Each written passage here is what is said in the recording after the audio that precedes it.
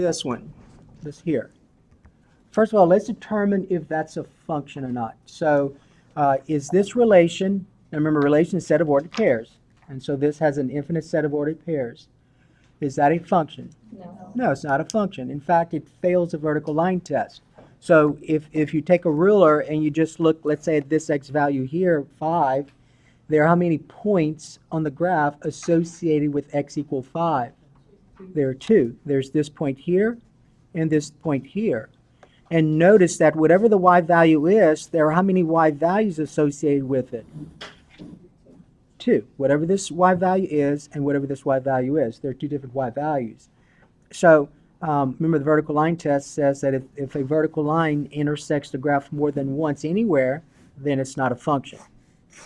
Okay? So that's not a function, but we can still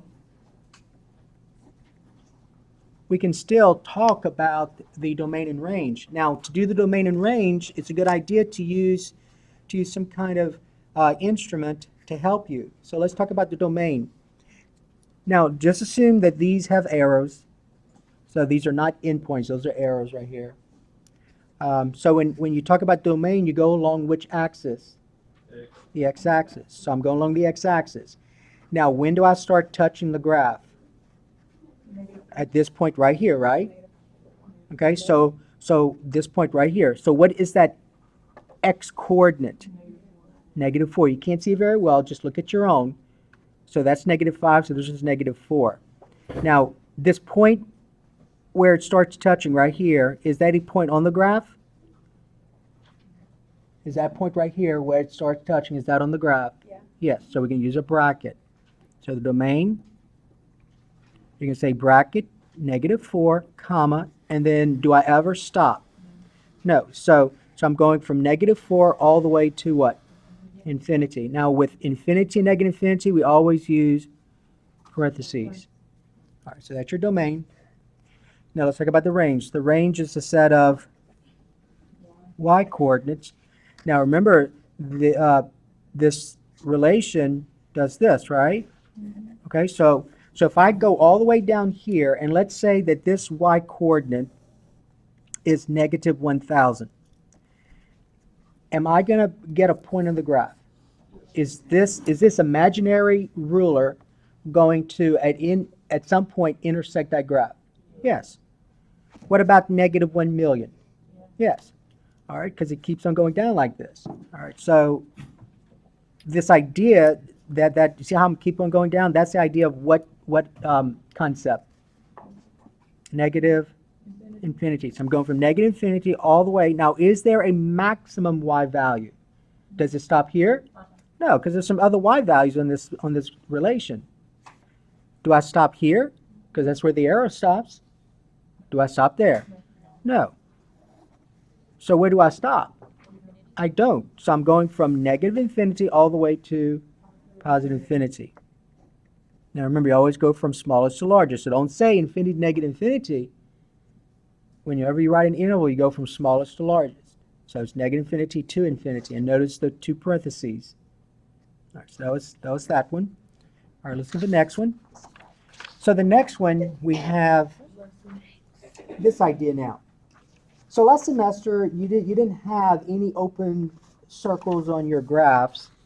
They were either closed or continuous. Now, if you look at this, let's talk about whether, first of all, if this relation is a function. Is this one a function? Yes, it passes the vertical line test, doesn't it? So for this x value right here, how many y values are there? One. Just one, whatever that y value is right here. For this x value right here, one y value, whatever it is. So that is a function. It passes the vertical line test.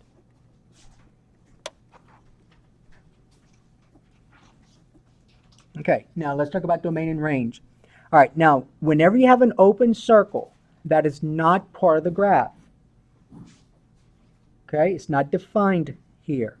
So an open circle. And when we start graphing piecewise functions, and we're going to do that next week, when we start graphing piecewise functions, you're going to graph them where there are some open circles and closed circles. So you can look at that next time. But an open circle is not part of the graph. Okay? So remember when I asked you earlier on the previous one, I said, is this point right here, I'm going to darken it, is that point part of the graph? Yes. So when I did the domain, I had to use a bracket. Okay? All right. Now let's talk about the domain here. When do I start touching the graph? At that point here, right?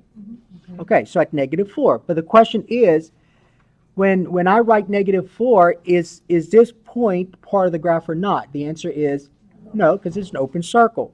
So when I write the domain, I'm going to have to use parentheses instead. So you can say parentheses -4. And guys, make sure it looks like a parenthesis. Some of you make it look like a bracket, and I'm not sure, and I can't give you credit for it if I'm not sure what your intent is.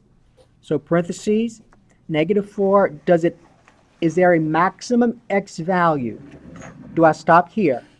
No. So I'm going from -4 all the way to infinity. Okay? All right, now let's talk about the range. So in the range, you go along the y-axis. Where do I start touching the graph? Right here, right? Now don't say 3. That's not a 3. That's a what?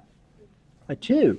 So I'm not sure why you're saying 3, because it actually starts, I'm going to ask you this, is 2.0004 a y-coordinate on this graph? Yeah. Yes. Yeah, it is. 2.0004? It's very close to this, right? Okay? So you're going from 2, parentheses a bracket, parentheses all the way to positive infinity. All right, so notice that when you have open circles, it's not part of the graph.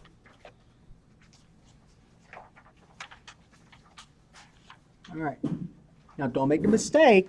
What someone said a while ago, we're going to start at 3, because you don't. Because what about 2.1? Is 2.1 on the graph?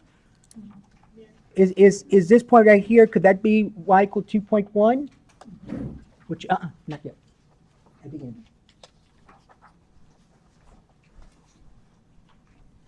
Okay.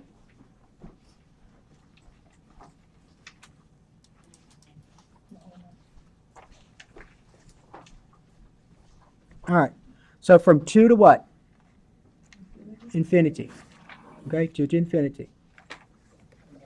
All right, let's talk about this one. Okay, now this, is that an arrow or a dot? It's a dot. Is it closed or open? It's closed. All right, let's talk about whether, first of all, is this a function? You should be able to tell right away whether a graph represents a function or not. Vertical line test. So notice no matter where I draw that vertical line, it intersects the graph once. Okay? So that is a function.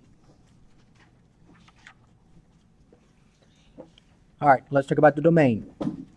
You should all be able to tell me now what you think the domain is. What do you think the domain is? Real quick. Bracket, good. Bracket -8. Negative, no, she said -8. Be careful. -7. -7 to infinity. See this? Yeah, it's all right. So that's -7, right? Yeah. So bracket -7, comma, all the way to what? Infinity. All right, let's talk about the range. So the range would be what? Bracket, good. -8, because that's where you start. That's the smallest y value all the way to infinity. All right, so make sure between those two examples, you make sure you understand what happens if you have a closed circle, what happens if you have an open circle. Yes? I was just wondering, like, what's the reason for the open circle besides denoting whether there's a bracket there or not? You're going to see when we do the piecewise next week why that open circle is important. All right. Now, let's look at the next one. I think there's the next one on the air.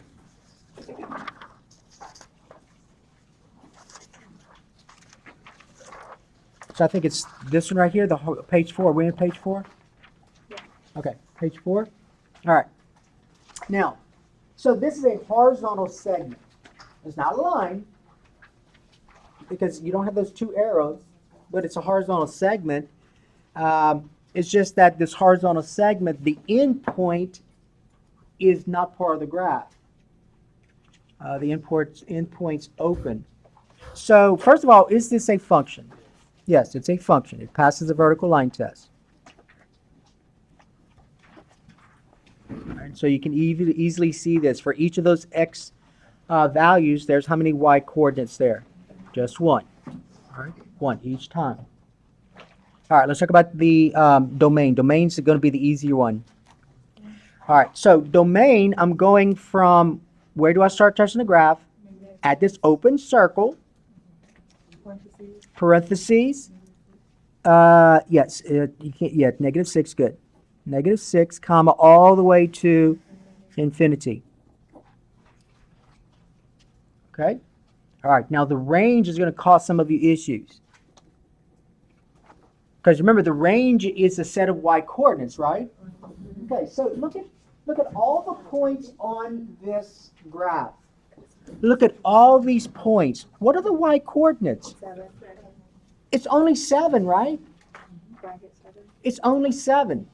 That's the only y coordinate that's available. So it's not an interval, because remember when we wrote the interval, that indicated an infinite number of elements.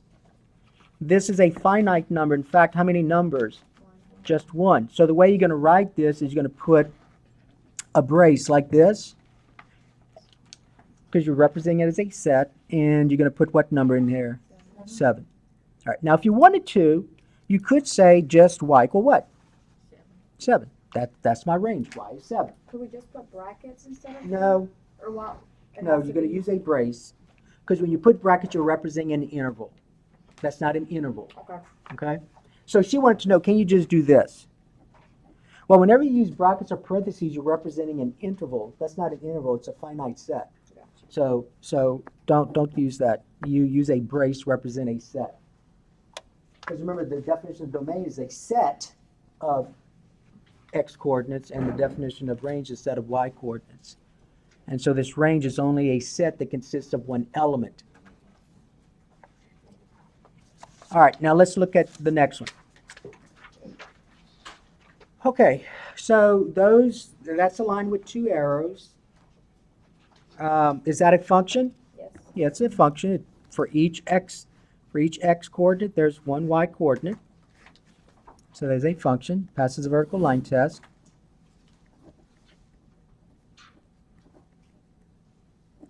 Okay, passes the vertical line test. All right, now let's talk about the domain. Where do you think the domain is? Negative infinity. Negative infinity to positive infinity. Yeah, because there's no smallest x coordinate. You can't tell me that the smallest x coordinate is -100, because this arrow, I mean, if this right here is -1,000,000, am I going to get a point in the graph? Yeah. So it's from negative infinity all the way to, do I stop here? Because that's where the arrow stops. No, I keep on going, right? Also, it's all from negative infinity all the way to positive infinity.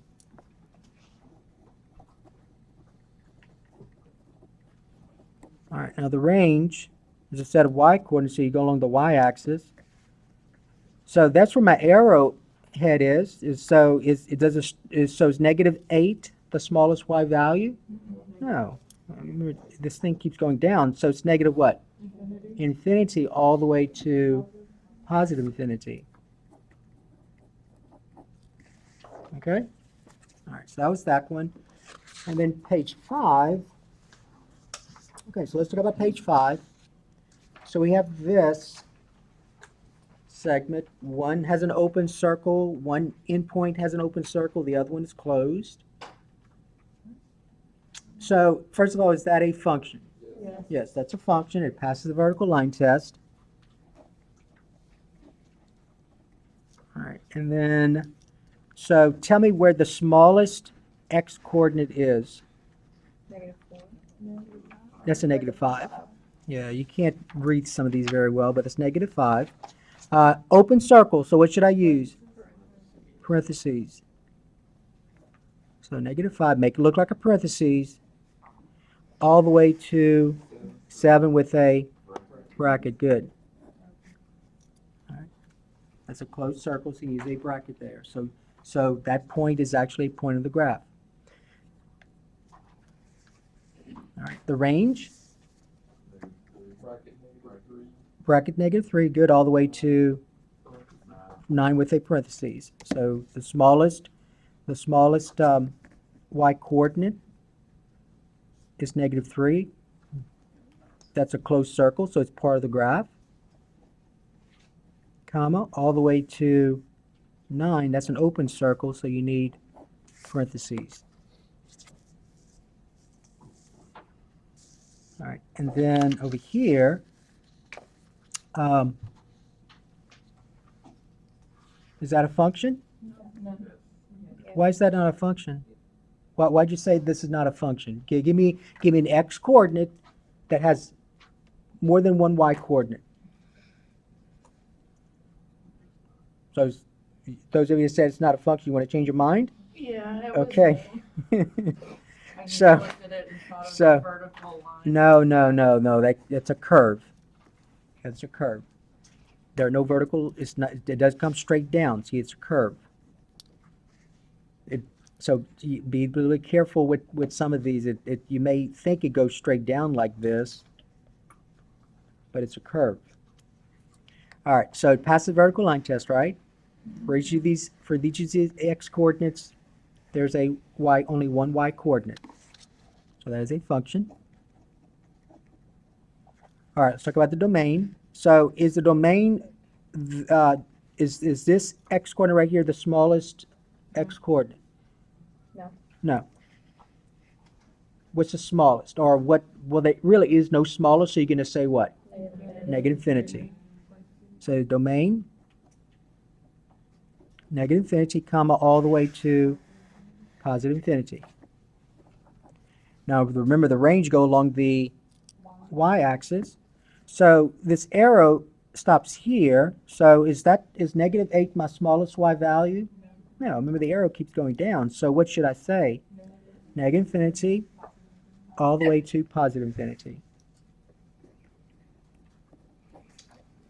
All right. And then page 6. Go to page 6. All right, page 6. So we have this one. So is that a function? Yes, that's a function. It passes the vertical line test. No matter where you draw a vertical line, when x is -2, there's only one y value, and so on. All right, now let's talk about the domain first. What do you think the domain is? Yeah, because remember, it really does this, right? So it's so for -1, this was -100, you would at some point get a point in the graph. So you're going from negative infinity all the way to positive infinity. All right, let's talk about the range. Okay, what do you think?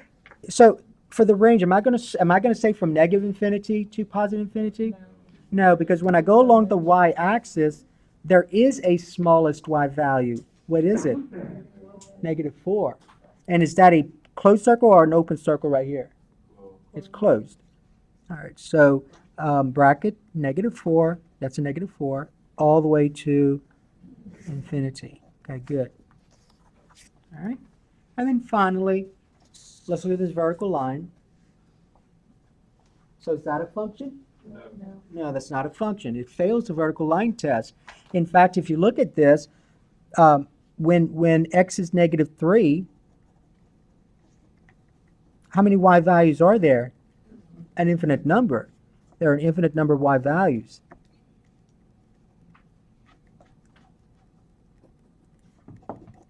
And remember, the definition says there's got to be how many y values? Just one. So it actually fails the vertical line test because the vertical line test intersects this graph in an infinite number of ways. So that's not a function. All right, so it fails the vertical line test. All right, now let's talk about the range. The range is going to be easier one to deal with. What's the range? Negative infinity to positive infinity. All right, now the domain. Remember, the domain is a set of x coordinates. What's the only x coordinate for each of these points? That's -3. So is that a finite or an infinite set? Finite. Finite, so you can use the brace. So you're just going to put brace what? -3. Or you can just say x equal what? -3. Okay? All right. Now, let's go back to this right here, the one on page 3 that we're looking at right here. So go back to that one. And I'm going to ask, because at some point there's going to be a worksheet with some graphs on it. It's going to ask you what if this is a function, what's the domain, what's the range. It's also going to ask you something like this. Suppose this is function f of x. All right, so represent that function f of x. It's going to say find f of, let's say, 5. Now let me remind you what that means. So f of 5 means what is the y coordinate when x is what?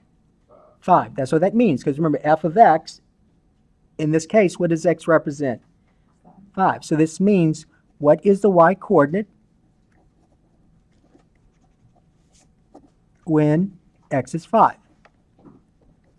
All right, so you look at your graph and you notice it helps if you use a ruler. So here's where x is 5, right here, right? You see I'm pointing to it? All right, so on the graph, so this ruler intersects the graph here. So if you look at that point right here, that's the point 5 comma what? 7. So f of 5 is going to equal what? 7. All right, so that's how you would answer that. So f of 5 equals 7. So in last semester, the one of the first things y'all did was do something like this, where you looked at just reading information from a graph. Let's see. Let's go ahead and try this one. What's f of 2? The same one. Just let's assume it intersects at a nice number, 6. So here's x equal 2. Here's the point here, right? Right here. So that'll be 2 comma 6. So what's f of 2? 6. Okay. Over here, let's look at this one. All right, suppose I ask you, what is the X Intercept? The X Intercept. So remember from last semester, and even the semester before that, an X Intercept is the point where the graph crosses or touches the X Intercept, X-axis, right? So the graph crosses the X-axis here. So what's the X-intercept? 4. Now, you'll be asked to write this as an ordered pair. So if you're asked to put this as an ordered pair, what is that point here as an ordered pair? 4 comma 0. Not 0 comma 4, because 0 comma 4 is on the y-axis. So 4 comma 0. That's your X-intercept. What's the y-intercept for this graph? So remember, the y-intercept is where the graph crosses the y-axis. Well, the graph crosses the y-axis here. And you'll usually be asked to write this as an ordered pair. So what is the ordered pair? 0 comma -3. Okay. And let's say that this right here was g of x. G of x. What do you think g of, let me find one that's going to be okay. Let's do g of 7. Find g of -7. Sorry, g of -7. Well, remember, g of -7 means what is the y-coordinate when x is -7? So do y'all agree that x is -7 here? So I take my ruler, and my ruler intersects the graph here, and that's a closed circle, right? Okay. So this point, if I denote the ordered pairs here, that's going to be -7 comma Negative 8. So what's the answer? Negative 8. So g of negative 7 is negative 8. Okay? All right, let's look at another one all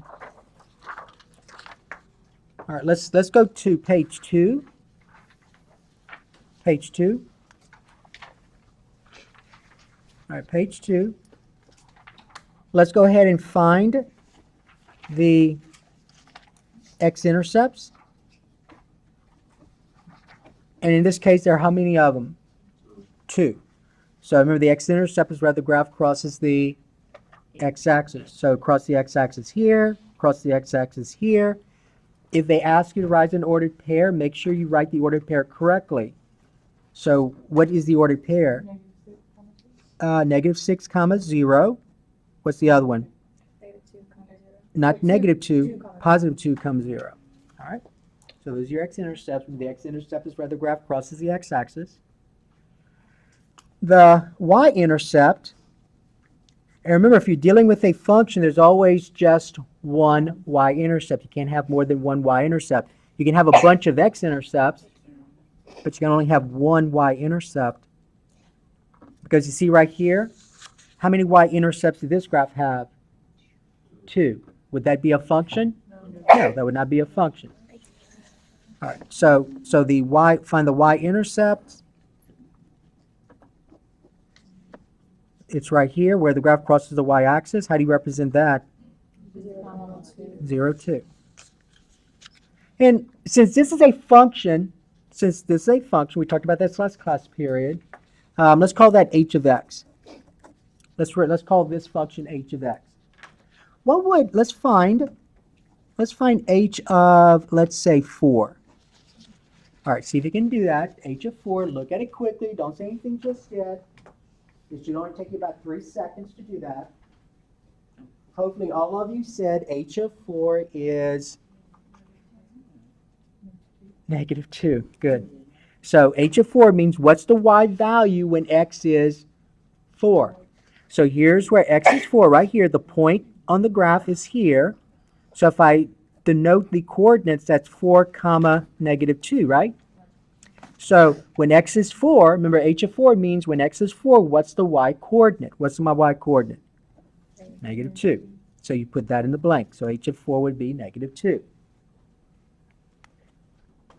Okay, what about find h of negative 4?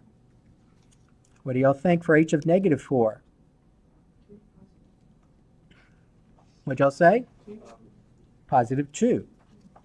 Because when x is negative 4, that's here. The point associated with it is here, right here.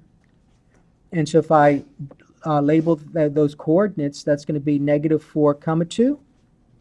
So h of negative 4, so when x is negative 4, what's the y coordinate? 2. Okay? All right, so there's a worksheet you'll see later on today that asks you those kind of questions. So I just want to bring it up now, just as kind of review from last semester. Okay? All right, now, let's look at... So the idea is this: if the graph is given, you have enough experience from previous courses and from what we talked about to be able to determine from the graph whether it represents a function or not, right? You use the vertical line test if you need to. If the equation is given, it's a little bit more difficult to determine depending on what the equation looks like. But you got to use your knowledge of things you've done with equations. And what I mean by that is this. So let's determine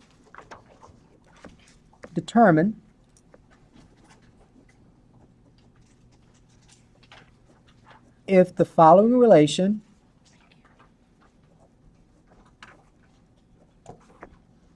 is a function. And usually it'll say determine whether, sometimes it'll say determine whether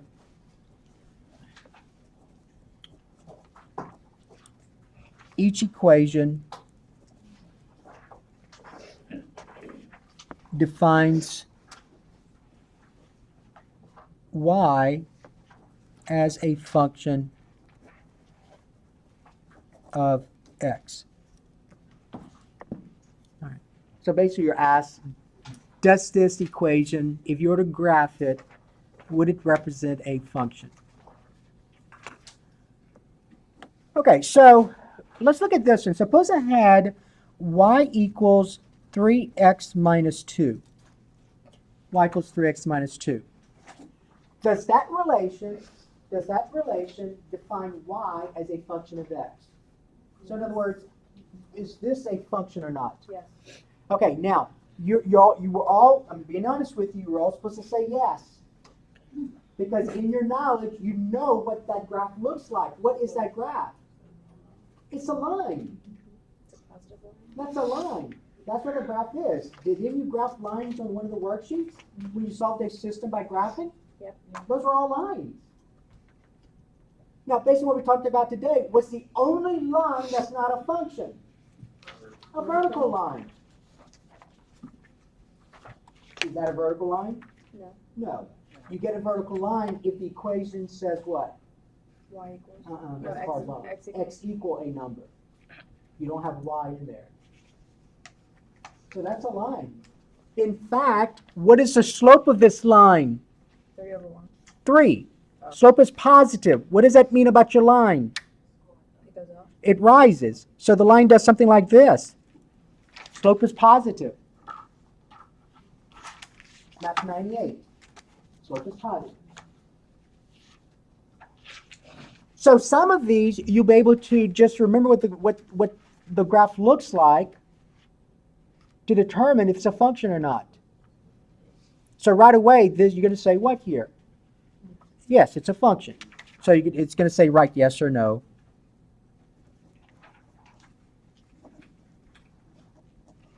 All right, so you're going to say yes. Now, let's suppose you don't remember that this was a line. But you do because you had to graph. You had to solve a system by graphing. Those were all lines that we did. All right, well, that's no big deal. Use a t-table to help you with this. Definition of function says for each x coordinate, there's got to be one y coordinate. So if I use a t-table, when x is 0, how many y values do I end up with? Just one. What is it? -2, because 3 times 0 is 0. 0 minus 2 is a -2. So far, I'm checking it off to represent that for each x coordinate, there's one y coordinate. But you got to check a few more, though. If x is, let's say, 2, what's my y value? 3 times 2 is 6. 6 minus 2 is 4. Do I get any other y value? No. If x is, let's say, -3, what's my y value? Now, -8, -11. So, if I continued this, could you surmise that for each x coordinate, there's only one y coordinate? Yes. But I was hoping, based on your experience, that you wouldn't have to resort to this to do this one. All right, number 2. Suppose I had this. X squared plus y squared equal, let's say, 16. That's not a function. Very good. For those of you that didn't know, I'm disappointed in you. It's a circle. What is this? Circle. It's a circle. You graphed circles, didn't you? You spent a whole 3 hours probably on circles in here. So whenever you see an x squared and a y squared, that represents a circle. Now, I've got to say this also, because there's such a thing as an ellipse, and we're not doing that in here, but the coefficient of x squared and y squared have to be what? 1. All right, they would have to be 1. So that's a circle. In fact, what is the center of this circle? 0, 0, which is the origin. What's the radius? 4. So that's not a function. Now, if for some unforeseen reason you did not know that that was not a circle, what I would have done at that point was this. Remember, it says when determine whether it's a function or not, it says determine whether each equation defines y as a function of x. I would have gotten y by itself. All right, so let's go ahead and do that. So we're going to say y squared equal, now notice how complicated this is going to be. That's why it's a good idea to have knowledge about graphs that you've done in the past. So y squared equals 16 minus x squared, right? Now how do you get y by itself? Take square root. Square root of both sides. Good. You had that in a previous lesson. But when I take the square root of both sides, what else do I need? Plus or minus. Plus or minus. And right away,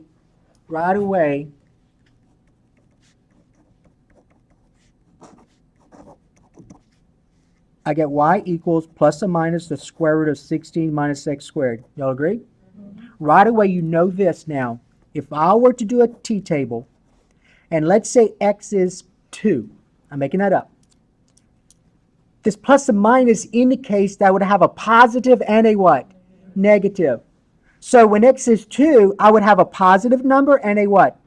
Negative number. But right away, that's not a function. Right? Let's see what y is when x is 2. When x is 2, what's 2 squared? 4. What's 16 minus 4? 16 minus 4? 12. So I get positive square root of 12, and what else? Negative square root of 12. So notice that when x is 12, how many y values they end up with?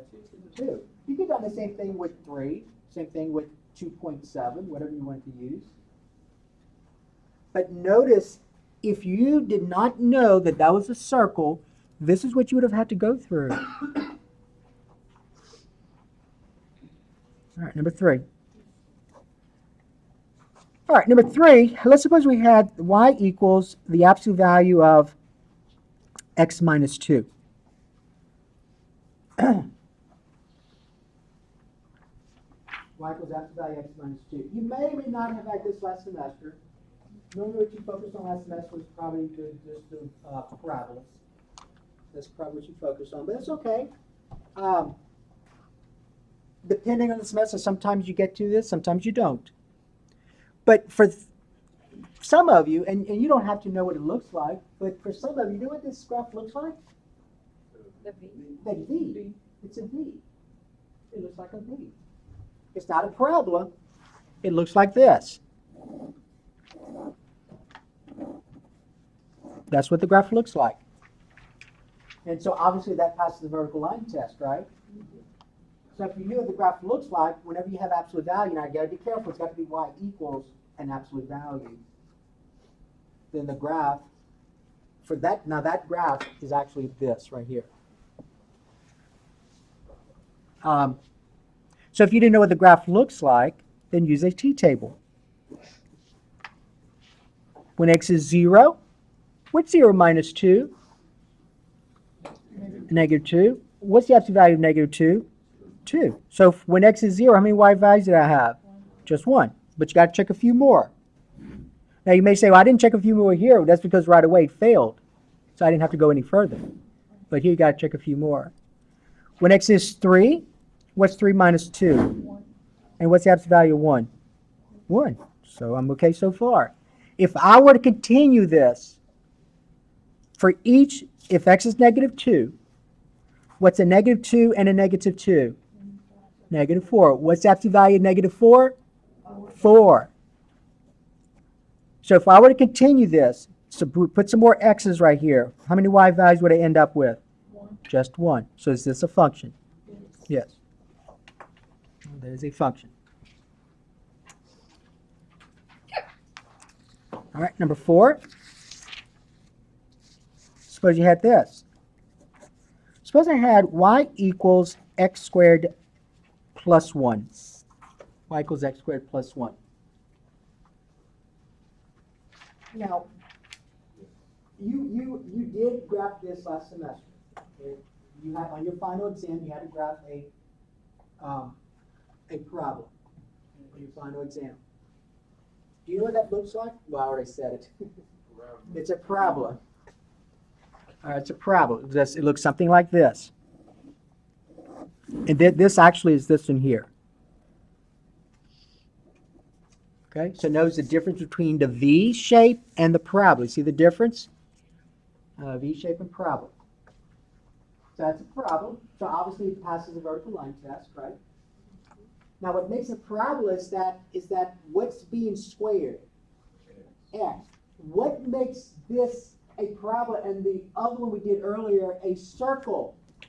The X and the Y were being squared. In this case, what's the only thing that's being squared? X. Y is being raised to what power? First.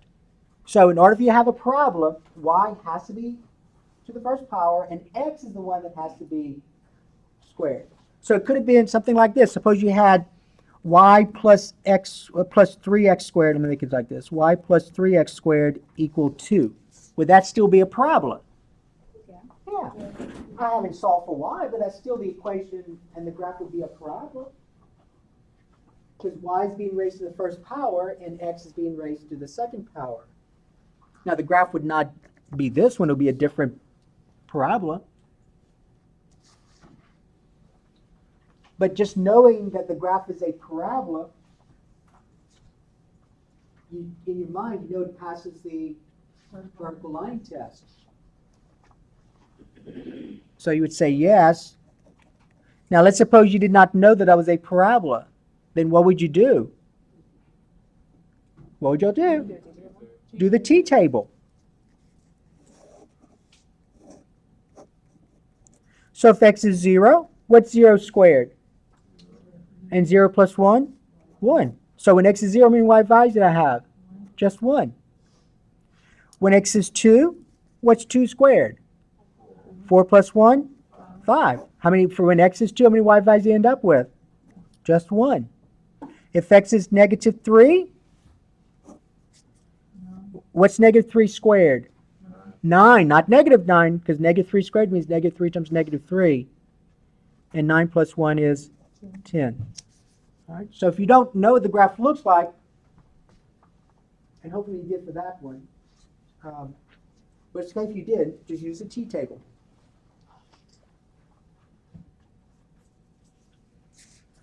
Number 5. What if you had this, though? What if you had X equal Y squared plus 1? That's not a function. You may say, well, I thought you said that was a parabola. A parabola, your equation, what's being squared? X. What's being raised to the first power?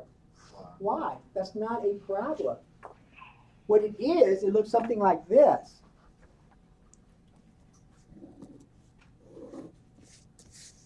You don't know what it looks like. You didn't do this last semester or the semester before that.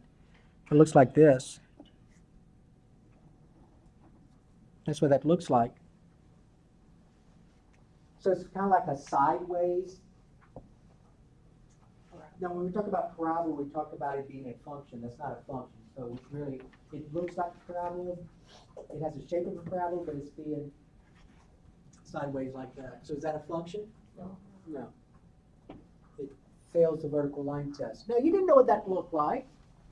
But I was hoping from our discussion, though, that we did earlier, so if my equation, if X is being raised to the second power and Y is being raised to the first power, then the graph is a parabola. And so you have a function there. That's not the situation here. So what I would do, so let's say you didn't know that. What would you have to do? Do it together. Okay, to a t-table, what else may you want to do first? Put it in slope intercept. No. It's not a line. You can't say slope-intercept formula, that's not a line. Get Y by itself. Didn't we do that with that circle earlier? Okay. Get Y by itself. So if I get Y by itself, I'm going to get Y squared equal what? Not X plus 1, X minus 1. And so how do you get Y by itself? I'm going to go ahead and rewrite it like this. You take the square root of both sides, right? But remember, when you take the square root of both sides, what happens? Plus or minus. And so Y is going to equal a positive square root of X minus 1 and a what? Negative. So right away you know it's not a function. Because if x was, let's say, 5, if x is 5,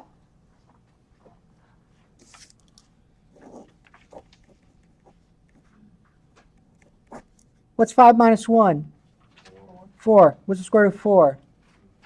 2. So I get a positive 2 and what else? A negative 2. So right away, it's not a function. Because when x is 5, how many y values do they end up with? 2. Now, you remember a while ago, we had this absolute value, right? So you get the absolute value that looks like a v, if y is by itself, raised to the first power, and the variable x is located where? Inside the absolute value bar. Then that would be a function. It would look like a v. What if you had this one? What if you had, this is number 6. What if you had number 6? Let's say you had x equal the absolute value of y plus 1. All right. See, in this case, y is inside the absolute value bar. Now, that's a little bit difficult to think about. Now, remember when we did the circle,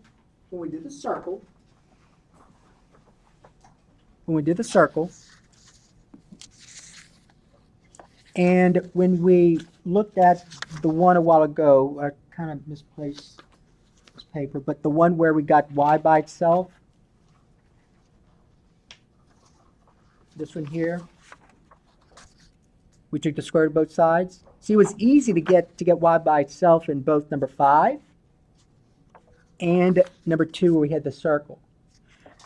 But in this case, it's not as easy because that y is inside the absolute value bars. So you can't say, remember this absolute value, so you can't say y plus 1 equal x. That's not true. Okay? So the way to think about this is this. I would go ahead and use the t-table, just like we were doing, and see where x is by itself. See where x is by itself. I would pick some values of y first and see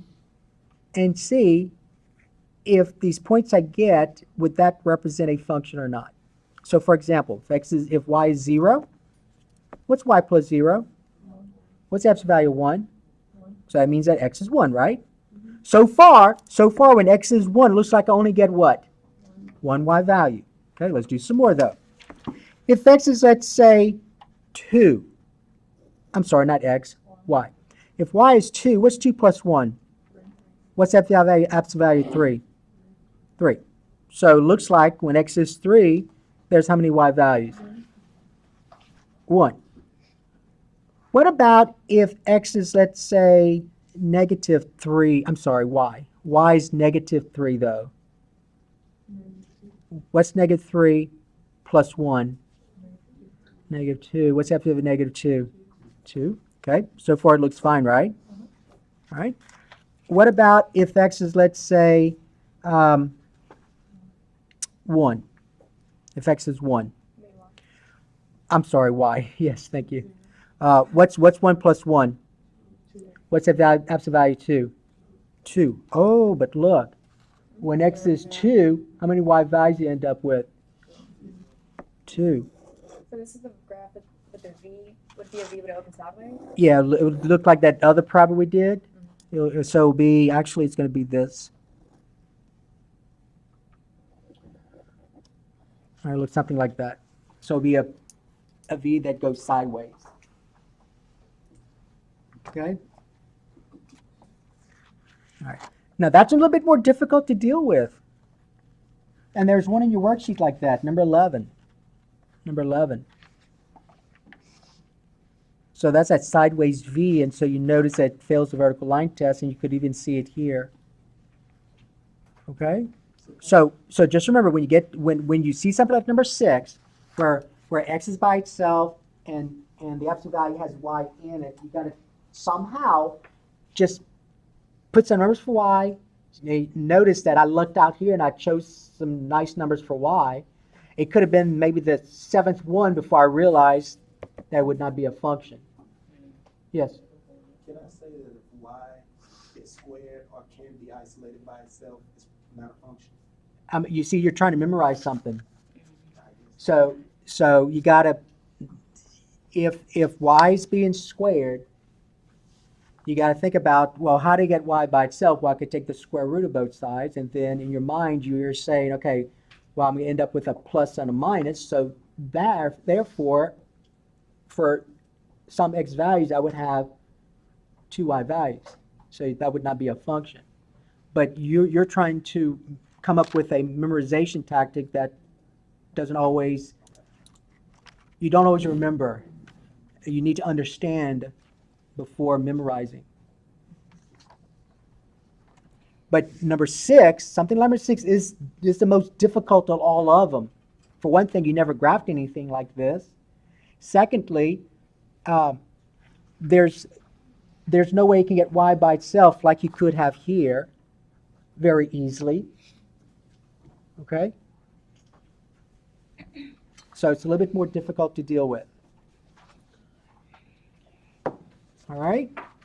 Okay, so that one number 6 you're going to use with number 11. And all the rest should be straightforward now. So that worksheet you can now turn in next class period. So far, part 1 is due Saturday. Part 1 is due Saturday.